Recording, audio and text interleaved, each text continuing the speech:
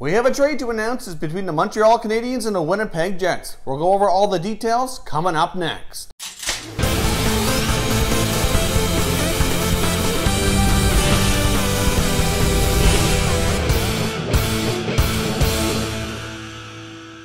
Hey everyone, and welcome back to another video here at Top Shelf Hockey. If you're new to the channel, thanks for stopping by. We review and discuss all 31 NHL teams. So if you're a huge hockey fan, consider subscribing and clicking the bell so you don't miss anything. So as you can tell from the title as well as the thumbnail here, obviously we have a trade report between the Winnipeg Jets and the Montreal Canadiens. This can likely be viewed as a bit of a salary dump by the Winnipeg Jets. As we've discussed here before, the Winnipeg Jets are under what we'd call a salary crunch here. They are tight to the cap with a lot of contracts needing to get done here in the short term. They have a lot of younger players that need extensions or new deals, and they're trying to retain veteran center Paul Stastny that they picked up at the trade deadline. So obviously moving some of these contracts off the book will certainly help with that cause. They've moved goaltender Steve Mason as well as forward Joel Armia and a few draft picks to the Montreal Canadiens in exchange for defensive prospect Simon Bourque. Now, as we know, Steve Mason was in his first year with the Winnipeg Jets this past year. They signed him as a free agent to a 2-year deal worth $4.1 million per year.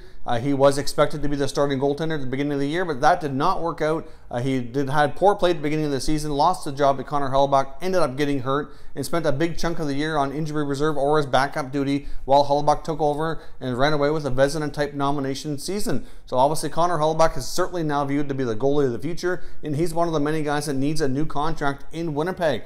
Steve Mason's contract was a bit of an issue for the Winnipeg Jets and was certainly a player who they didn't really need to hang on to anymore. So they've been able to rid themselves of that contract by including forward Joel Armia. Joel Armia is a player that I personally like and think will have a nice impact with the Montreal Canadiens. He should be able to get more of an opportunity and get more playing time with Montreal than he did in Winnipeg. Obviously, Joel Armia is a former first-round draft pick. He was drafted by the Buffalo Sabres and was included to go to the Winnipeg Jets during the Evander Kane trade. Last season, Armia played in 79 games for the Winnipeg Jets, put up 12 goals and 29 points, so he's a pretty decent depth forward for sure. Should be able to get more of an opportunity with Montreal. Obviously, Armia is originally from Finland. Montreal Canadiens first-round draft pick this year, Jesperi Kotkaniemi, actually mentioned Joel Armia as a player he watched growing up and somebody he idolized, and now they're going to be part of the same organization. So obviously that might be helpful for Kotkaniemi's transition to the North American game into the Montreal organization as well. But I certainly think Armia is a player who can be beneficial to the Habs. So I personally think this trade is a win-win for both sides. Montreal gets some forward depth. They get goaltender Steve Mason as well. Winnipeg gets to dump some salary to help them either retain Paul Stastny or at the very least facilitate some contracts here for some of the other younger players who need new deals. Winnipeg has a lot of big decisions to make long-term here on some of these new contracts, and they need some cap flexibility, and this will certainly help with that situation. I did see some people speculating immediately that this could mean they're re-signing center Paul Stastny, and that very well could be, but I wouldn't jump to that conclusion automatically here. Stastny is getting offers from other clubs as well as the Winnipeg Jets, and the Winnipeg Jets have enough other contracts that they need to look after here that this very well could end up either re-signing Stastny or at the very least, like I said, to help with some of these other deals. They do need flexibility no matter what. So either way, this is a help for the Jets and it's a help for the Montreal Canadiens. I think this helps both clubs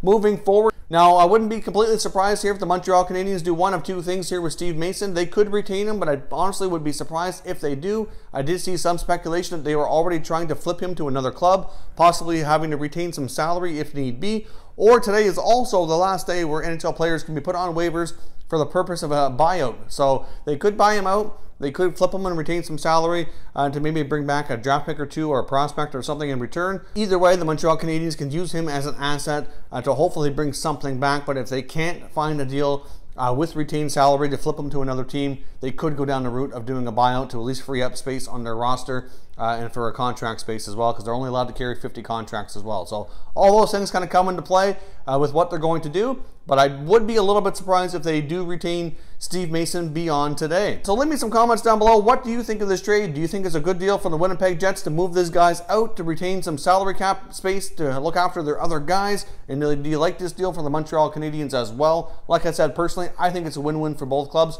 But I'd love to hear your thoughts down below in the comments. Now, if you're new to the channel here, I hope you consider subscribing. We cover all 31 NHL teams. There's plenty of content here for all hockey fans to enjoy. So if you're new, hit that subscribe button. If you like this video, make sure you hit that like button as well. I'd appreciate it if you did.